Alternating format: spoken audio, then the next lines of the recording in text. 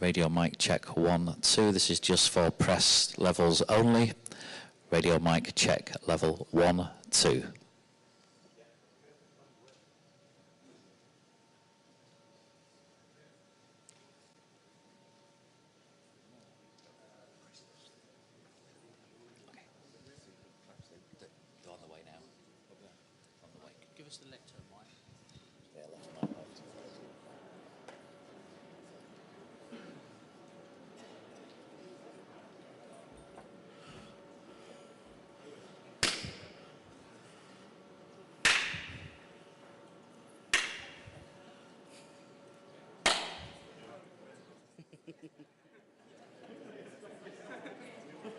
It's for the live.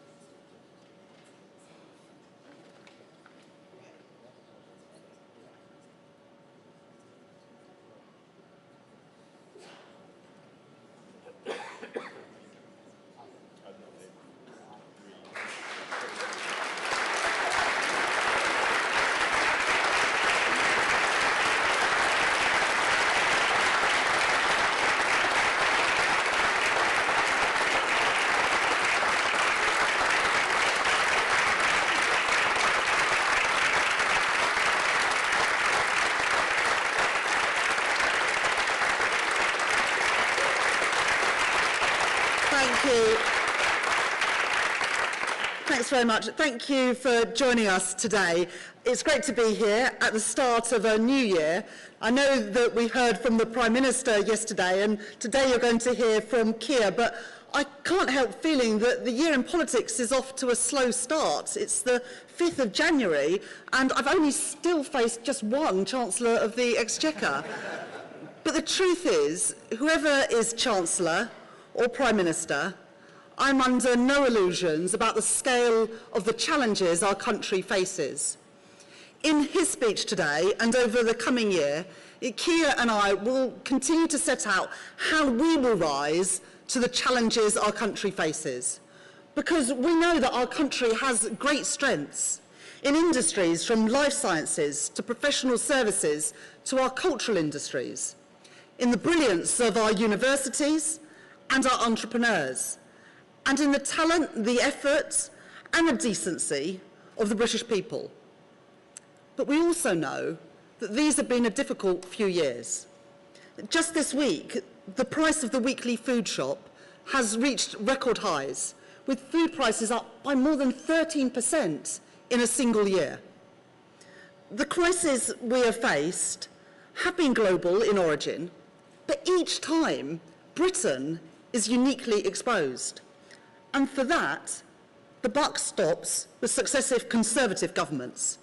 They have run down our economy, trapping us in a cycle of low pay, underinvestment and weak economic growth. They have degraded our public services, and time again, they've elevated short-term political interest over the long-term good of our economy. Ask yourself this: are you and your family better off than you were 13 years ago? Are our public services, our schools, our hospitals and our transport working better than they did a decade or so ago? Frankly, does anything in Britain work today better than it did 13 years ago? And if the answer to these questions is no, I think you know that it is time for change. We are at a crossroads.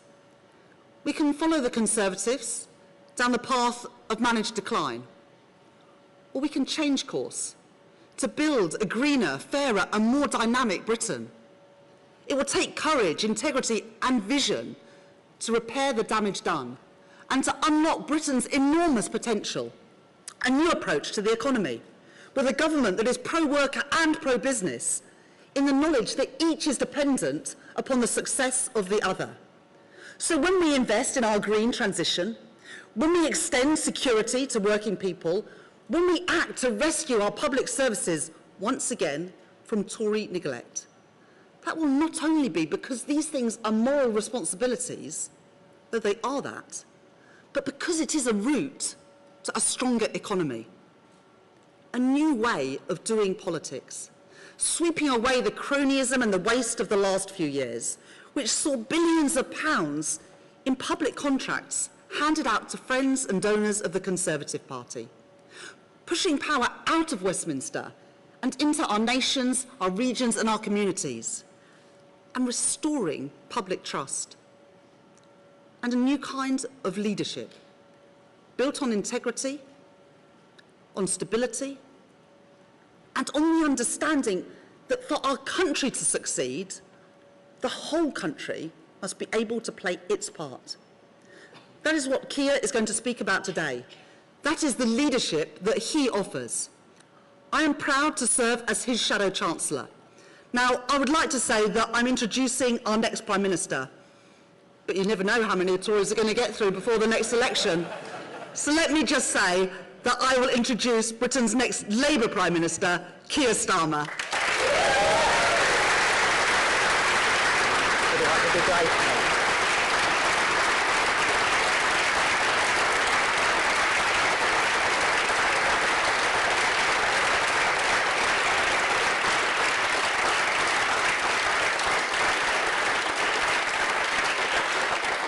Thank you, Rachel, and thank you for all your hard work for our party, for our country. And Happy New Year to everyone here. Thank you so much for coming along this morning. And welcome to UCL here East. Now, this is a bit of London that some of you are getting pretty familiar with in the last few days, so I've decided that I won't tell the Prime Minister where I'm going on holiday this year, just in case I find him there as well. But look, 2023 marks a new chapter for Britain. With a new king to be crowned in May, we must look forward with hope. But for hope to flourish, Britain needs change. And I don't think anyone seriously disputes that. It's the story of the country right now. Amidst all the chaos is a growing impatience for change, for real change, lasting change, national renewal. And yes, as they've done throughout our history, the British people are turning to Labour to provide that change.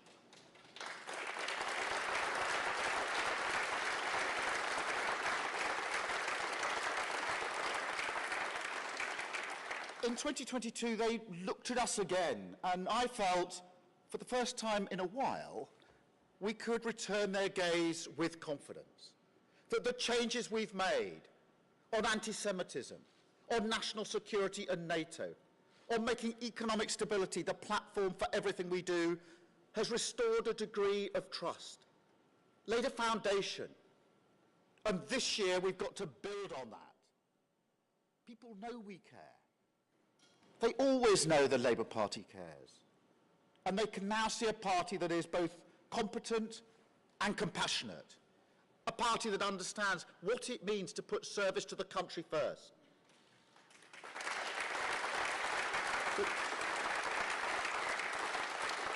Colleagues, our task for 2023 is not to rest on our laurels. We need to push forward and rise to the moment. Prove we can be a bold reforming government. Show not just what the Tories have done to Britain, but the Britain that Labour can build. A fairer, greener, more dynamic country with an economy that works for everyone, not just those at the top. And a politics which trusts communities with the power to control their destiny. A new government and a new way of governing. Britain needs both. And with Labour, Britain will get both.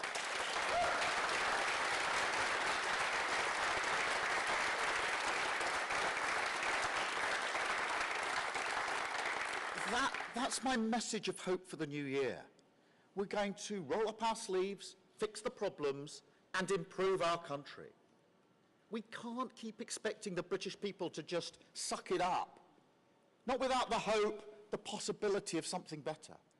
Don't get me wrong, I'm under no illusions about the scale of the challenges we face. Houses that get burgled countless times, yet the police never come. Hospitals, if you can believe it, putting out messages, begging patients to stay away from A&E. Children going to school hungry. And it's not just the poorest who are struggling. Millions of families, pensioners, working people, people who've always kept their heads above water, are going without decent food and heating, cutting back on their holidays, their meals out, Christmas presents, all the little things that make life more enjoyable. Now, sometimes people say to me, we'll get through this. Britain's been through worse. And they're right. I grew up working class in the 1970s. I know what a cost of living crisis feels like. The anxiety and, yes, the shame of not being able to pay bills that only months ago were affordable. Our phone was cut off like this. And by the way, that was it. There were no mobiles back then. We got through it. Britain will get through it. The problem is that's exactly what the Tories are banking on. They're going to turn around in 2024 and try to claim some kind of political credit for the sacrifices working people are making right now, as if it's not their mistakes people are paying for again.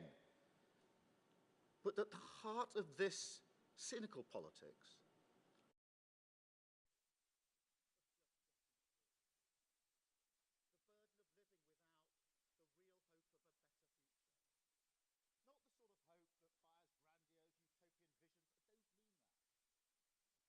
I mean the basic, ordinary hope.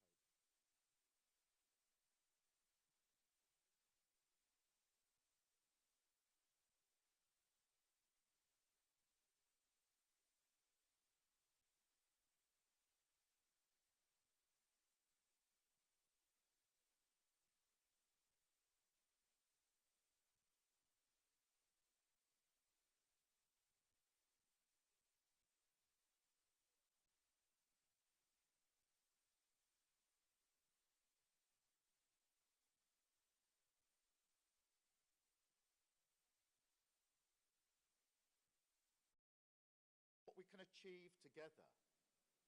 Because for all the challenges we face, I remain optimistic about our future. I believe in our country. I believe in our businesses. I believe in our people. And I believe in our spirit. It was there in the coming together for the funeral of Queen Elizabeth II. In the thousands of people who welcomed refugees into their homes from Ukraine and elsewhere. In the resilience of our retailers, our pubs and venues, the creative industries fighting back from the pandemic. The brilliance of key workers, nurses, doctors, teachers, volunteers and carers who got us to that point. It's in our love of sport and our excellence at it. The double world champion cricketers, the Commonwealth Games that were a beacon of diversity, the lionesses who brought football home. It's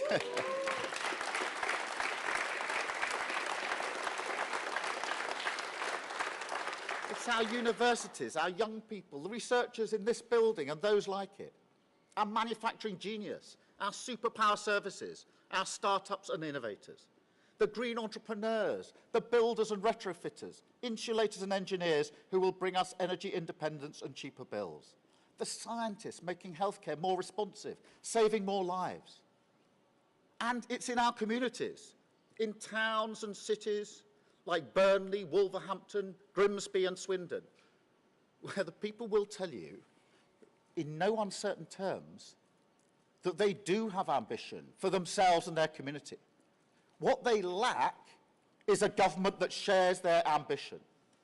Because all these achievements I've listed, all that possibility, is a testament to our untapped potential. So this year, let's imagine instead what we could achieve if we match the ambition of the British people. Unlock their pride and their purpose. Give them an economy and a politics that they deserve.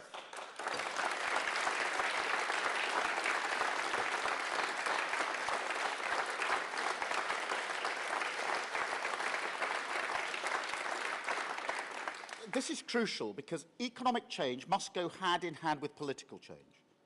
We have an economy that hoards potential and a politics that hoards power. And it's no coincidence, no accident, that this leaves us with more regional inequality than anywhere else in Europe. They feed off each other. And that's why I say Britain needs a completely new way of governing. Yes, we need to use the power of dynamic government, harness technology to drive through reform, convene a real industrial partnership between business and unions. But all of that must be done in service of a politics which trusts communities.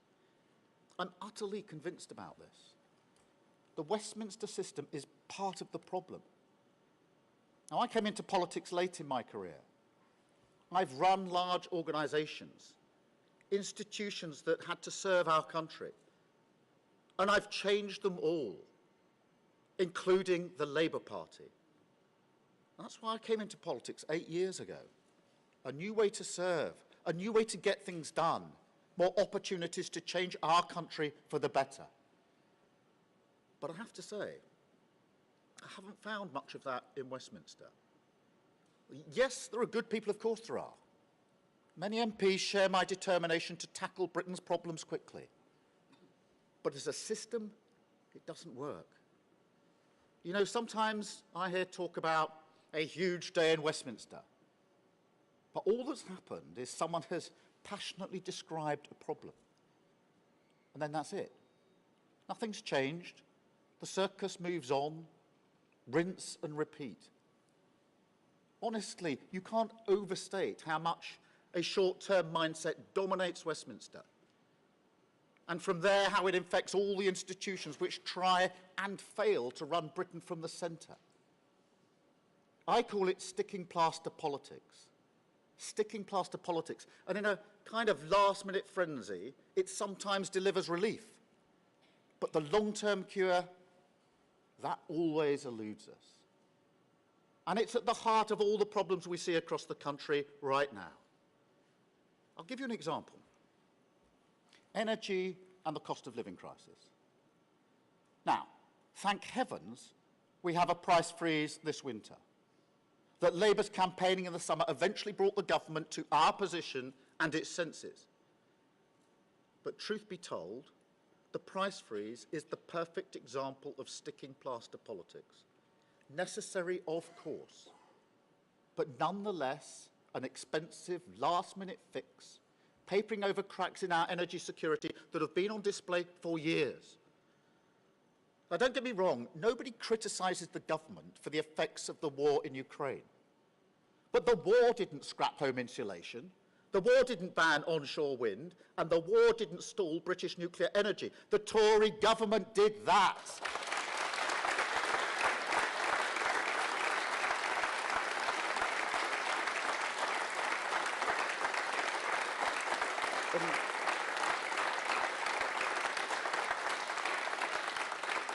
And the story is the same with the NHS and care and with all our public services. The workforce and morale crisis has been an iceberg on the horizon for years. Low pay, housing, childcare, immigration, planning, skills, investment in technology. Time and again, it's the same pattern. You saw it yesterday from the Prime Minister. Commentary without solution. More promises, more platitudes. No ambition to take us forward. No sense of what the country needs. 13 years of nothing but sticking plaster politics. It's why every crisis hits Britain harder than our competitors. The only country in the G7 still poorer than it was before the pandemic. The worst decade for growth in 2 centuries. 7 million on waiting lists and rising. That hasn't happened elsewhere. You know, one of the greatest privileges of being born in Britain, certainly for all of my life, is knowing that if you get ill, if you have a serious accident, you'll get decent health care, whatever your circumstances. Not every country has that, and the anxiety it causes is huge. It's why 11 years ago, in the Olympic Stadium a few hundred yards away, we put the NHS on display to the world. It's who we are. We can't let sticking plaster politics destroy it. I won't stand for that, and Labour won't stand for that.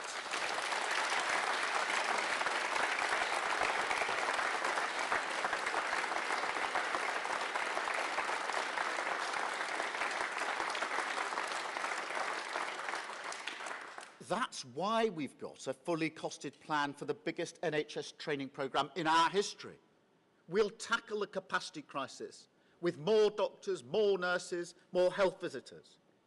And we'll broker a fair pay agreement that will transform the pay and conditions for every carer in the country, give care workers the respect and the status that they deserve, and help them drive up standards in our care system. That's a massive part of the NHS crisis. I heard the Prime Minister yesterday, and he's still in denial about how we got here. Still too weak to challenge the vested interests in his party that hold Britain back. Don't expect that to change. On planning, on onshore wind, on the NHS, not now, not for the past 13 years, not ever. Fundamentally, the Tories don't accept that to help working people succeed, you need dynamic government. Government driven by a strategic purpose. They don't see that the challenges we face on climate change, artificial intelligence, caring for an ageing society means a hands-off approach to our economy and public services just won't wash anymore. And this is a real political divide. But it's not just Tory ideology that drives sticking plaster politics. It's the whole Westminster system. No similar country puts so much decision-making in the powers of so few people. It's no wonder the problems of communities up and down the country don't get the attention they deserve. Just think about it practically for a minute. Imagine Britain is a workplace. Now, the boss and the senior management, yes, of course, they have to take some of the big decisions, the strategic ones. You wouldn't have them taking every decision, would you? Standing over your shoulder, telling you exactly how to use a robot arm. Getting them to write the code for computer-aided manufacturing. Of course not. Nothing would get done. Big decisions would get put off because you wouldn't be able to see the wood for the trees. While other decisions taken by the wrong people, not close enough to the action, would get botched. Yet this is exactly how we try to run Britain. It's why, for all the talk of levelling up, nothing ever happens. It's just that old game of passionately identifying a problem, rather than facing the real solution and accepting Westminster must give power away. Well, no more. No more sticking plaster politics. No more Westminster hoarding power. No more holding back this country's economic potential. This year we're going to show how real change comes from unlocking the pride and purpose of British communities.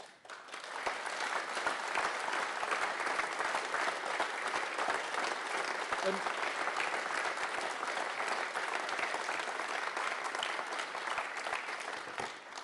there are two steps to this. First, we will modernise central government so that it becomes dynamic, agile, strong and above all focused, driven by clear measurable objectives, national missions, a new approach to the power of government, more strategic, more relaxed about bringing the expertise of public and private, business and union, town and city, and using that partnership to drive our country forward. We will announce these missions in the coming weeks.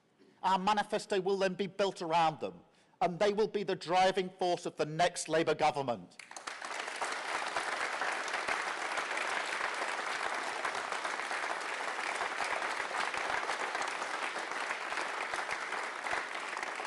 They will push us on to a better future, a decade of national renewal.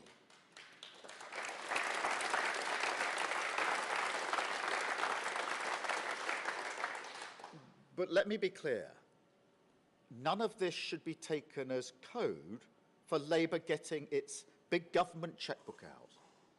Of course investment is required. I can see the damage the Tories have done to our public services as plainly as anyone else.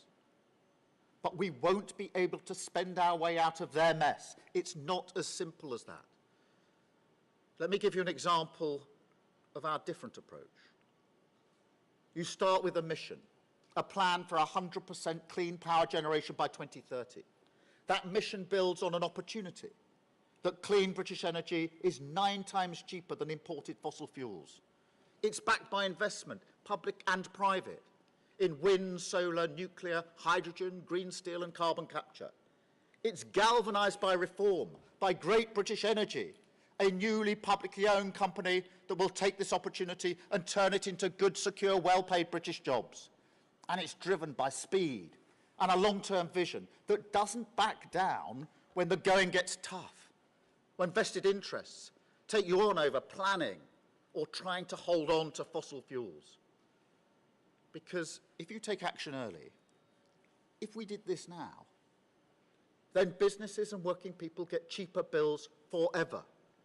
Our country gets energy independence from tyrants like Putin forever. And we can give every community a shot at the green jobs of the future. That's just one example, one mission. But it shows our recipe for taking on sticking plaster politics. It's new technology, unleashed by private investment and private enterprise, tackling a huge social challenge, and then providing a new foundation for long-term prosperity, which crucially communities can build on themselves. And this is the second of our 2 steps, giving communities the chance to control their economic destiny.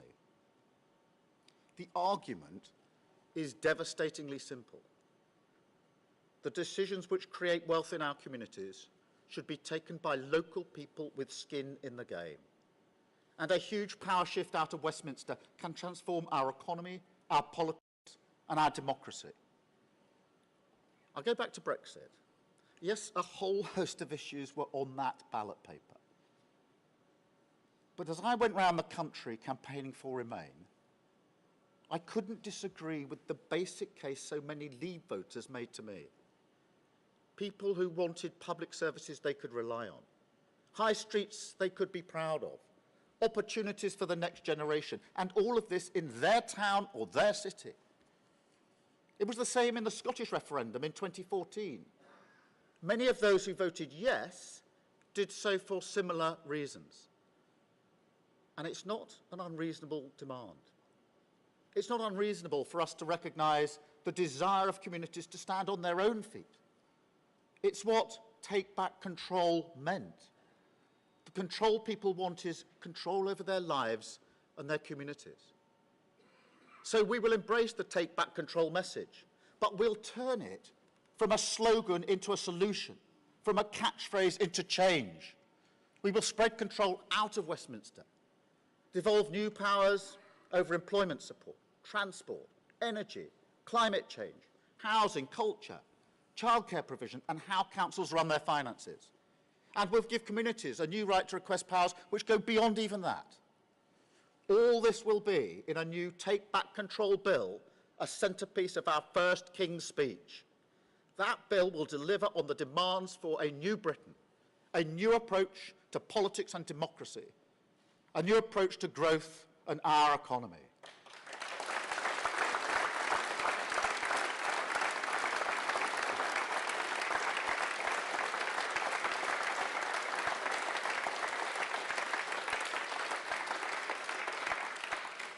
In 2022 killed the Tory idea that it's only those at the top who grow our economy. 2023 will be the year Labour shows a new plan for growth. The year when we accept that if the South East races ahead, redistribution can't be the one-word plan for the rest of Britain.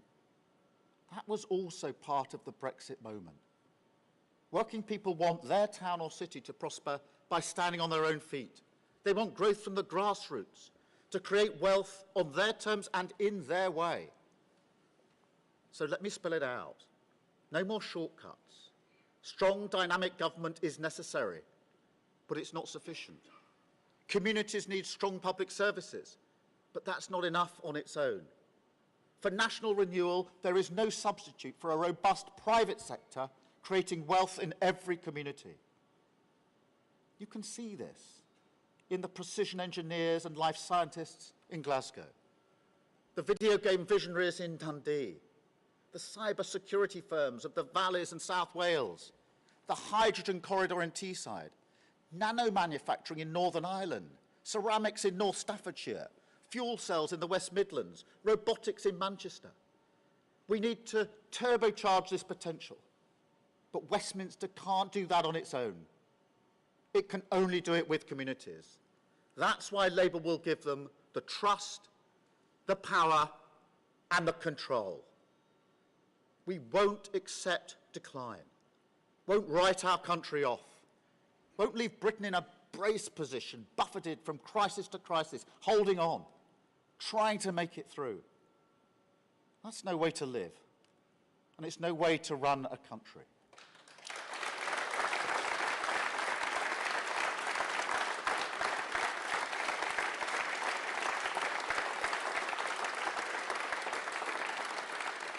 So this year, in place of sticking plaster politics, we'll set out the case for change, the case for a new Britain, the case for hope, that the country will get better, that politics can be a force for good, that Britain can be run in the interests of working people.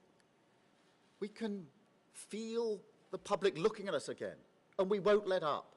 We'll work every day to earn their trust, show them a new way of governing, and lead them to the fairer, greener, more dynamic Britain where aspiration is rewarded, working people succeed, communities control their own destiny, and where politics doesn't hide from the big challenges that face our children.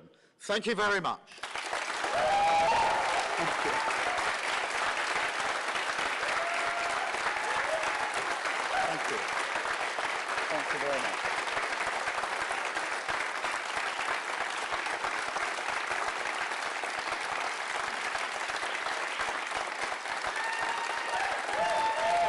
Thank you. Thank you.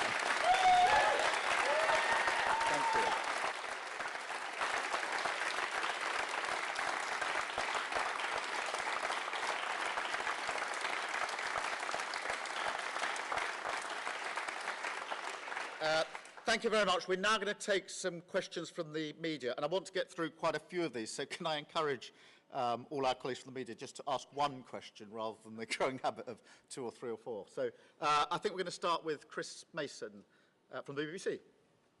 Chris. Thank you, Chris Mason, BBC News. You said today that Labour won't be getting its big government chequebook out. Will you match the Conservative spending limits going into the election? Well, first, Chris, that commitment in relation to the chequebook is because we know that we're going to inherit a badly damaged economy and a badly damaged country, and therefore we have to be absolutely clear that we can't just spend our way out of that mess.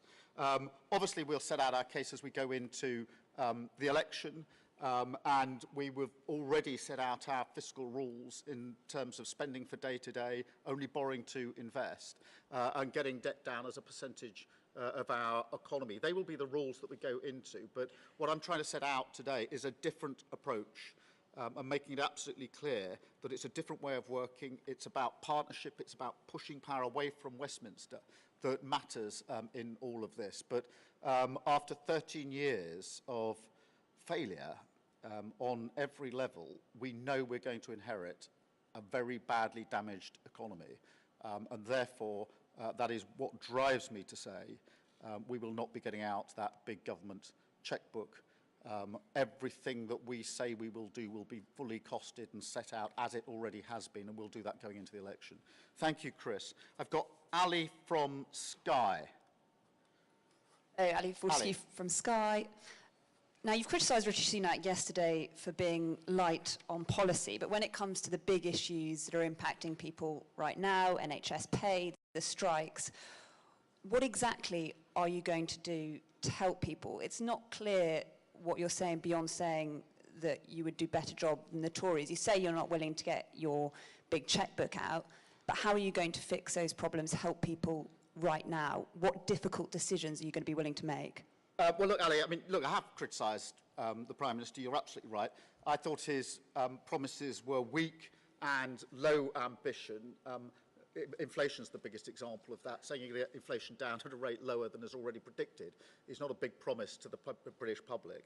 And the idea that after 13 years of failure you can come along in the 13th year and say, I've got 5 new promises, please give us one more chance, I just feel is so far removed from reality.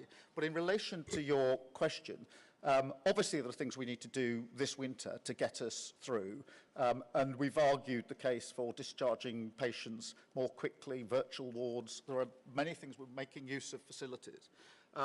But what we can't do, and this is really the centrepiece of what I'm trying to say, is every year we go into an NHS crisis, it just gets worse and worse and worse, and so we're in the worst one ever now. And that's sticking plaster politics. We can do something this year to get through, but if we don't actually understand the fundamentals of change, we'll be back in the same crisis next year and the year after. And central to that is the workforce. And that's why we've said that we will have a fully funded plan to bring in, thousands and thousands more nurses, more doctors, etc., more medical staff coming into the NHS, because in the end, that's the only way we're going to get out of this. That long, putting another sticking plaster on is necessary. Of course it is. It's a bit like the energy and cost of living crisis. We've got to do it for the one more winter. But if we don't tackle the fundamentals, we'll be back in this cycle next year and the year after and the year after. And that's what's been one of the biggest failures of politics in the last 13 years. Thank you, Ali. Gary. Gary Gibbon, Channel 4 News.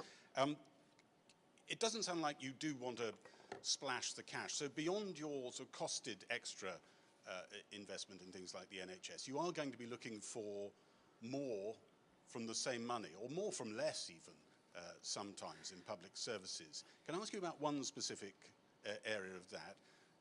Tony Blair looked to the private sector to help with that kind of efficiency saving. Do you think there's more scope for the private sector delivering public services? Have we reached the outer limits of it?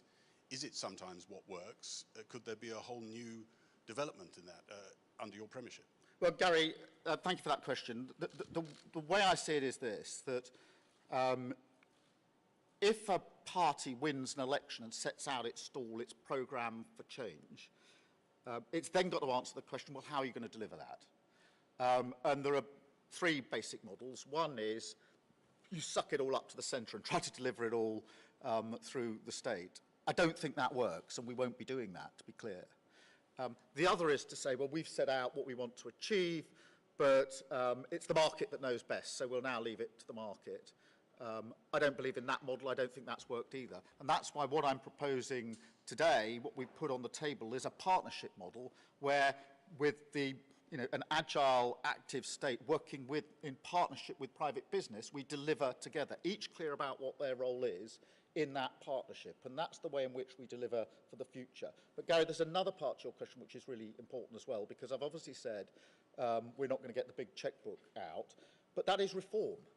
Having run a public service for 5 years, I ran a public service in the criminal justice sector for 5 years, I've long been an advocate of reform, and we have to reform our public services, whether that's health or criminal justice, because The idea that simply putting more money in, which of course is needed and will bring about some improvement, won't transform our public services in the way that I think they need to deliver in the 21st century.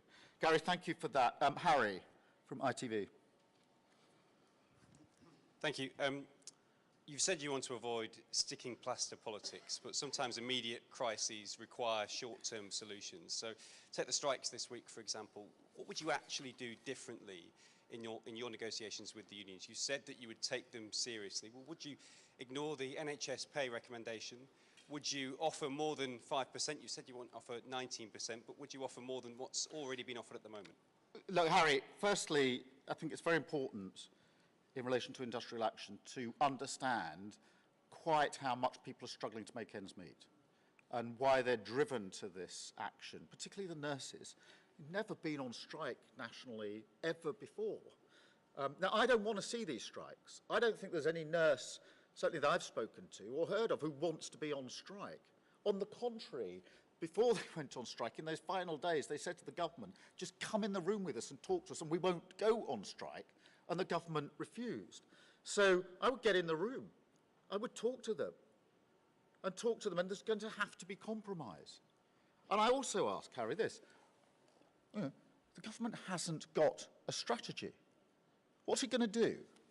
Will it go in the room in a few weeks' time and reach an agreement that they could have reached before the strike started, and then watch everything that's happened in the last few weeks happen, all that distress to people, by doing agreements sometime down the line in a few weeks? Is that their strategy? Or will they just slug it out month after month after month in a war with our nurses? I think we're entitled to say that they clearly have got no strategy whatsoever for dealing with these strikes, particularly the nurses' strikes. Thank you, Harry. And Lucy from Times. Hi, Lucy Fisher from Times Radio. We know that the government are shortly expected to bring forward anti-strike legislation. You've made clear that you think those laws are wrong. Will you commit to repealing them if Labour come into government? And do you think any new measures are needed to ensure minimum service levels for the public in crucial sectors like health and rail? Lucy, look, firstly, frankly, the government is all over the show on this. Every day there's a different briefing as to whether there's going to be legislation, what's going to be in it, when it's going to come. And I think there's a reason for that. And that's because I don't think this legislation is going to work. And I'm pretty sure they've had an assessment that tells them that it's likely to make a bad situation worse. And so in answer to your question, obviously, we'll look at what they bring forward, but if it's further restrictions, then we will repeal it. And the reason for that is I do not think that legislation is the way that you bring an end to industrial disputes. You have to get in the room and compromise. You can't legislate your way out of 13 years of failure. So, as I say, the government's all over the show. Will we repeal it? Yes, we will. Thank you, Lucy. Kieran from The Guardian. Kieran Stacey from The Guardian. Hi.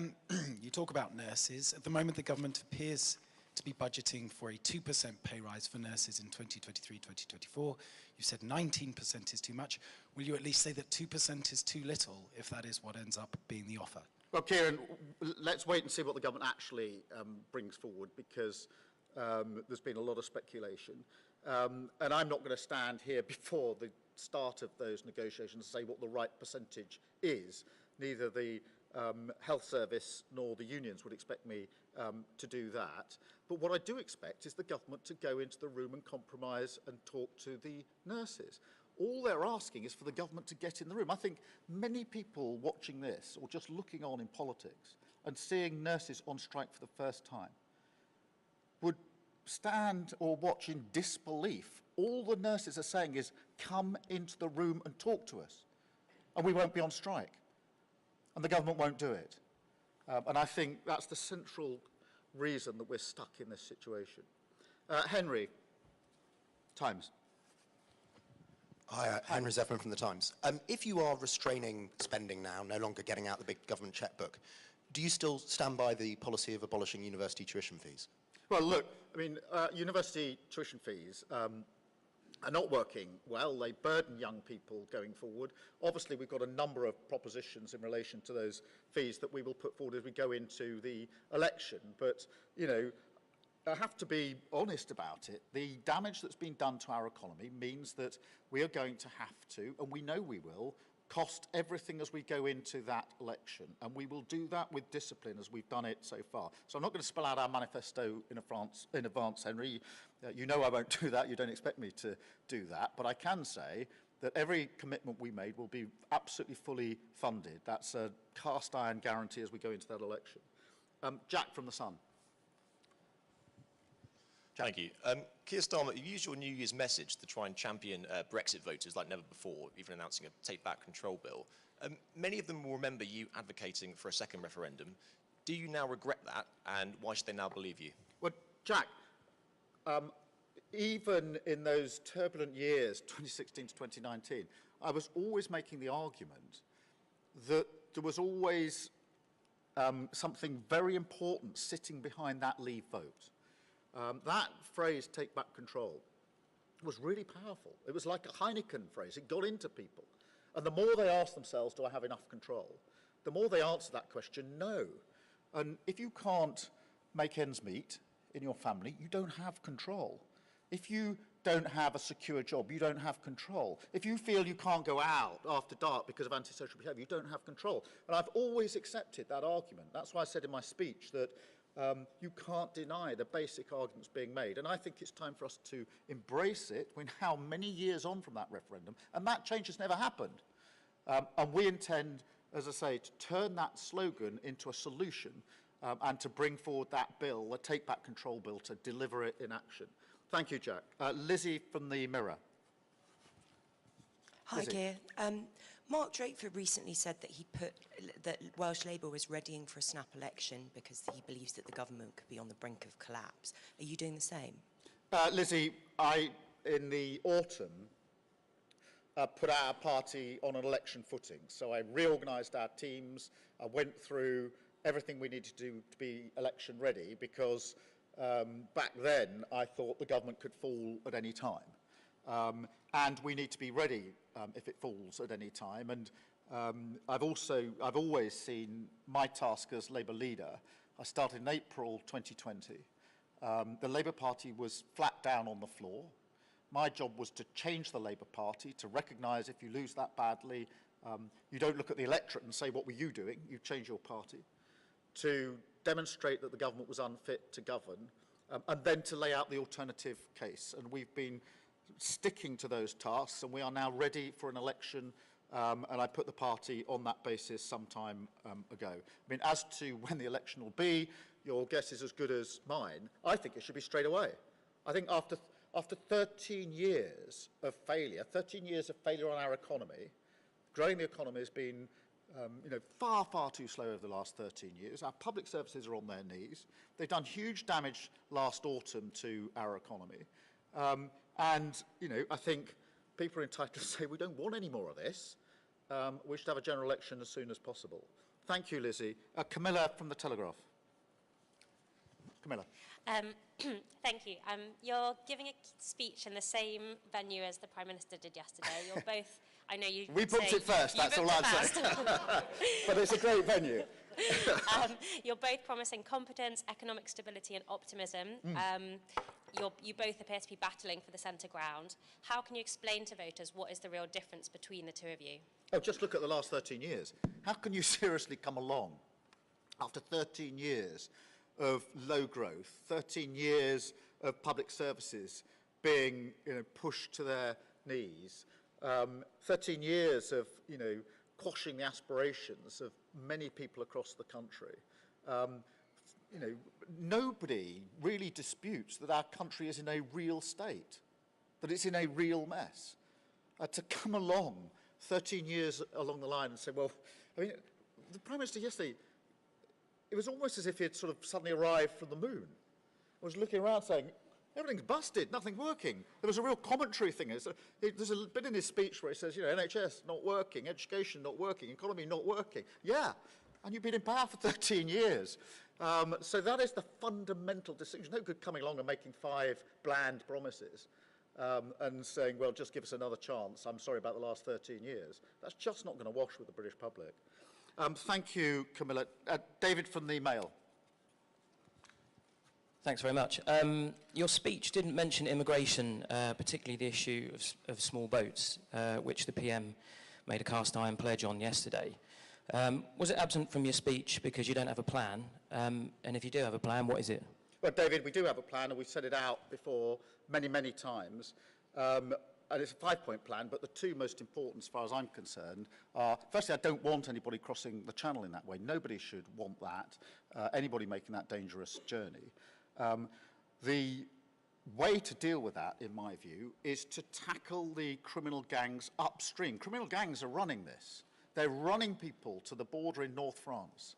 And we have to tackle them at source. Now, when I was Director of Public Prosecutions, we ran joint, cross-nation teams to deal with transport of drugs and guns across borders. We can do it in relation to the trafficking of people and the movement of people across borders. We can go after those gangs and get them at source. That's the first thing.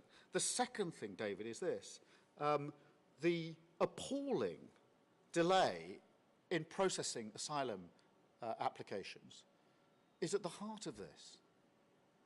4% of those that crossed the channel in small boats in 2021 have had their asylum claims processed. 4%. When I first saw that figure, I couldn't believe it. And that is the state of our government, and its ability to grip this has to be measured against their failure to tackle it at source and their absolute failure with asylum applications. Thank you, David. And then Chloe from the Eye. Chloe. Thank you, Keir. On the subject of take back control, Lisa Nandy told the Eye earlier this week that Labour is looking to align with EU laws in more areas than just security and veterinary standards. When are we going to get the full details of this proposed new relationship? And does this mean that you're prepared to give up UK sovereignty in some areas in order to achieve those closer economic ties? Well, Chloe, I set out in a speech I gave at the Irish Embassy last year, the sort of 5 principles that we would apply in terms of improving our relationship with the EU. I don't think anybody now seriously argues that this so-called oven-ready deal is actually working for anyone. And so, of course, we have to address that. And I'll set that out in more detail. But the 5 principles that'll be based on have already been set out. Thank you very much, everybody. Thank you all for coming this morning. I'm really sorry to those of you that had to stand who probably wanted me to give shorter answers just now. Happy New Year. Thank you very much.